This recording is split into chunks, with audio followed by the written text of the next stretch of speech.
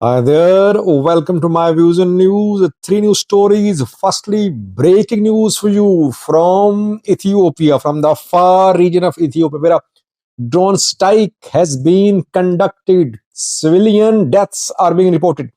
Deaths of civilians or some fighters. Who conducted this drone strike? Djibouti. Does Djibouti have any drones? What was the target? Where is the Ethiopian National Defense Force? Are Ethiopian borders being breached by a foreign country? Where is the government? Secondly, viewers, Isaias Afwerki met with African Union chairperson Musa Faki. Musa Faki visited Asmara 2 days ago. Why did he visit Eritrea? He's outgoing chairman of the AU, Raila Odinga, is hoping to be the new chairperson. Why did he visit Eritrea? Reportedly, he talked to Isaias Afwerki about one issue, but no cooperation from Eritrea. Thirdly, because Ethiopia has at last appointed ambassador to the US.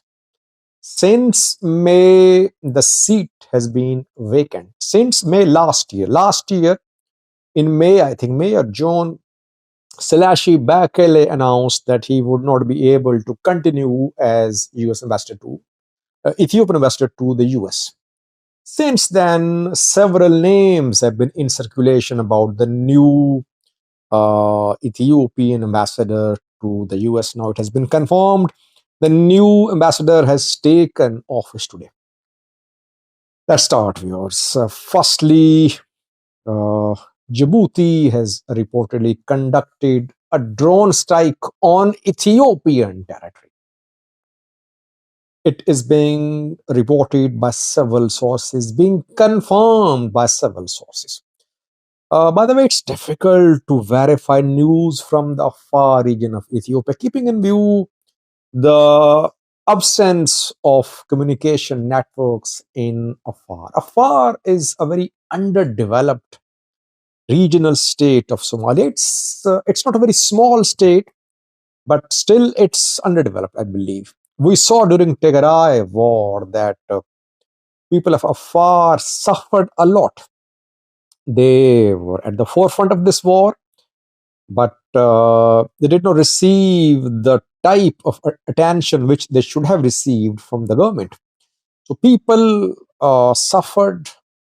Humanitarian crisis in Afar led to casualties, and it was partly due to the terrain, geography as well.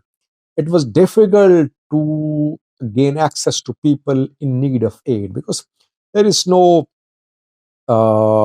modern roads infrastructure in the region. That is why people died during Tigray war due to humanitarian crisis in Afar, but it was not reported. Uh, Now, in a far region of Ethiopia, in Alidar district, drone strike has been conducted, allegedly by Djibouti. Was it a drone strike or some other type of air attack? It's not confirmed. It was an air attack, you can say. Siaro Kabele, Alidar district of Ethiopian Afar region, right on the border. Djibouti, Ethiopia border, where this incident happened. When it was the night between Thursday and Friday, when the strike was conducted. Uh, Now, since so far no official uh, statement has come, so it's difficult to say how many have been killed or injured. Local sources say that at least 6 people were killed, including an old woman, and several were injured. Those who were injured, where were they taken? Because there is no modern hospital in the area.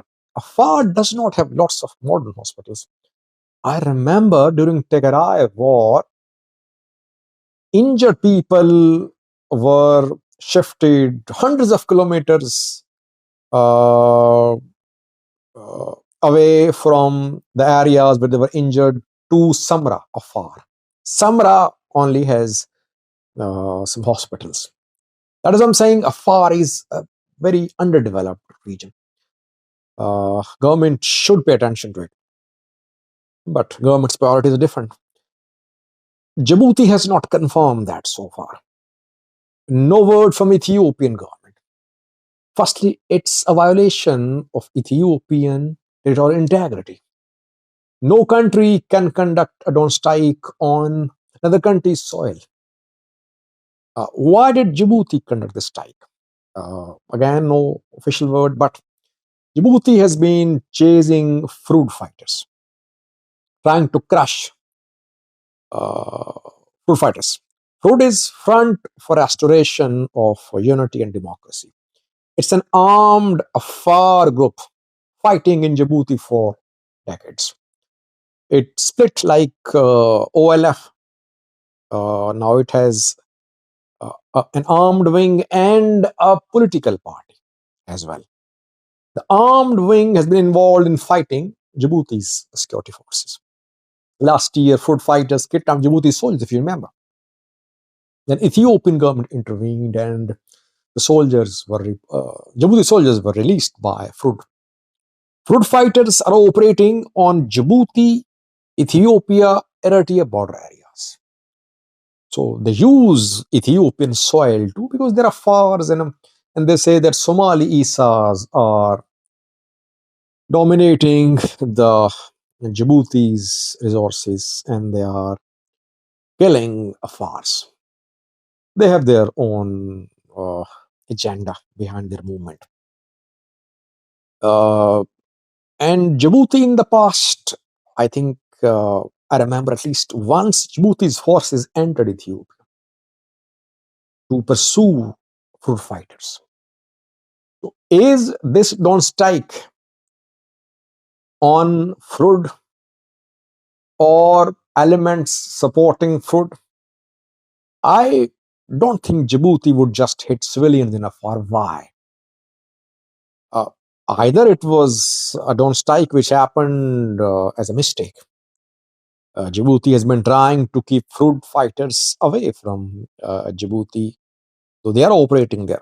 So it could be a case of wrong intelligence. It happens sometimes. Or Djibouti hit fruit fighters, but deaths are being confirmed in the far region of Ethiopia. Questions are being raised about Ethiopian National Defense Force. Where is Jula, the champion, the leader of Africa's strongest military? His military cannot protect Ethiopian borders. Where are Ethiopian air defense systems? Djibouti does have drones, viewers. It has Turkish TB2 drones. I did a video when Djibouti acquired these drones from Turkey uh, over a year ago. I think I did a video on that. So Djibouti does have the capacity to hit Ethiopia, but we're waiting for official confirmation. Secondly, we got Isas Afwerki met with Moussa Faki, African Union outgoing chairperson. Moussa Faki visited Asmara 2 days ago. Why did he visit Eritrea? And what was the message from Faki for Afwerki and vice versa? Firstly, Isas Afwerki has been criticizing African Union a lot, saying that AU is insignificant. It has achieved nothing. And I believe that Isas Afwerki's criticism is very well placed. Is correct. Yes, AU is a toothless organization, only supporting governments. It has achieved nothing so far. I agree. Moussa Faki visited Eritrea because Eritrea AU runs on the contributions given by AU member countries. Countries give money, they donate money to AU. That is how AU is run. AU has huge budget. African countries support AU. Eritrea has not been contributing its share to AU. Musa Faki visited Asmara, asking Eritrea to support and increase its contribution, financial contribution, for the African Union. Issa Savuki reportedly did not agree. He said that AU is in need of structural reforms. AU is proving to be insignificant, unimportant, and of not any importance.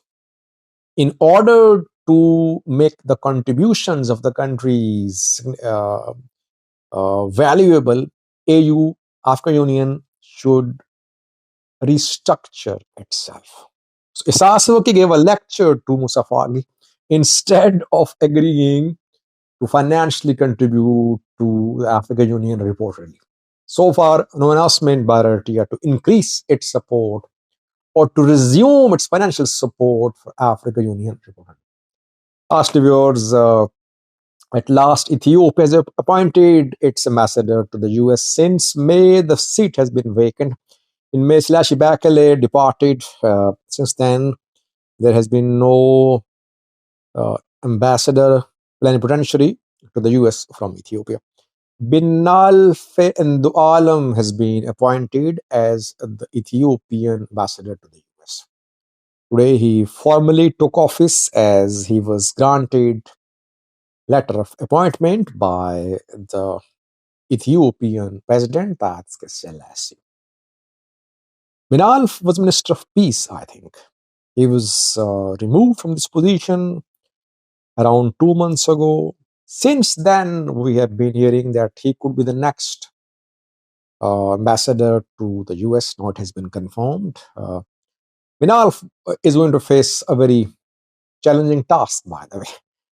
Trump is a hard nut to crack, a difficult guy to handle.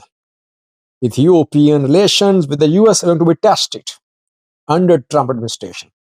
Let's see how Binal handles the new US administration. Thanks for watching.